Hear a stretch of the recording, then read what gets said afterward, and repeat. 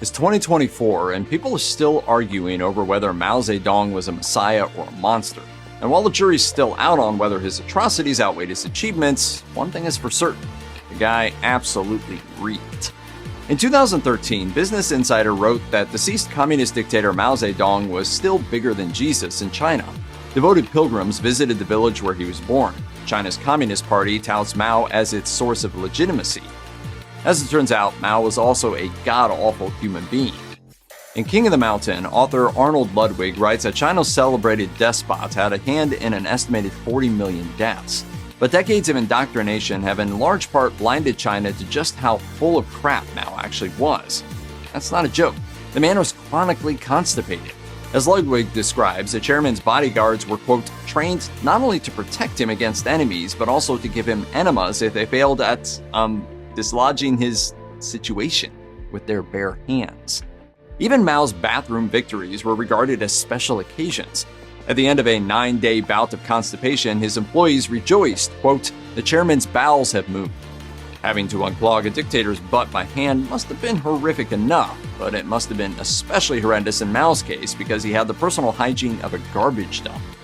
Dr. Li Suzui served as Mao's personal physician for 22 years. He knew where the bodies were buried and what horrors were buried in Mao's body.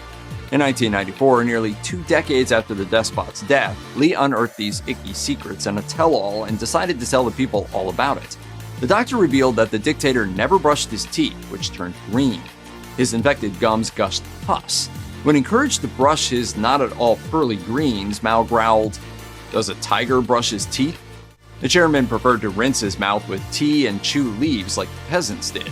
He seemed to revel in his grossness. As detailed in King of the Mountain, Mao once reached into his pants to pick lice off his body deliberately while being interviewed by a female reporter. He also considered bathing a waste of time. And since Mao already spent much of his precious time expelling waste due to constipation, it comes as no surprise that he only occasionally gave people's nostrils a reprieve when he went for a swim and toweled off. Li blamed the chairman's deep-seated opposition to soap and water on a 3-bath philosophy that Chinese peasants allegedly adopted: a bath at birth, one before marriage, and one at death. One of the giant ironies of Mao's reign is that he waged a major campaign that promoted peasant hygiene and improved sanitation.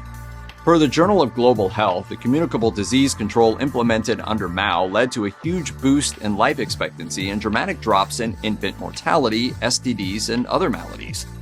NPR reports that he remedied a shortage of competent doctors by organizing a system of so-called barefoot doctors who had basic medical training and augmented their knowledge with a rigorous 3 to 6 month crash course. These insta-physicians were dispersed to villages. Unfortunately, because this is Mao we're talking about, these important advancements were accompanied by a giant leap backward. As you may have guessed, the iron-fisted despot was not trying to improve people's health out of the goodness of his heart. He wanted to increase agricultural productivity as part of his signature Great Leap Forward, an effort to modernize China, which ended up killing millions of people and untold numbers of animals. As Ozzy describes, Mao called for the extermination of the 4 pests he said spread disease and became a blight on farmers by devouring hard-grown grain. Mao wanted to eradicate rats, flies, mosquitoes, and sparrows, the last of which he also despised for being a capitalist animal.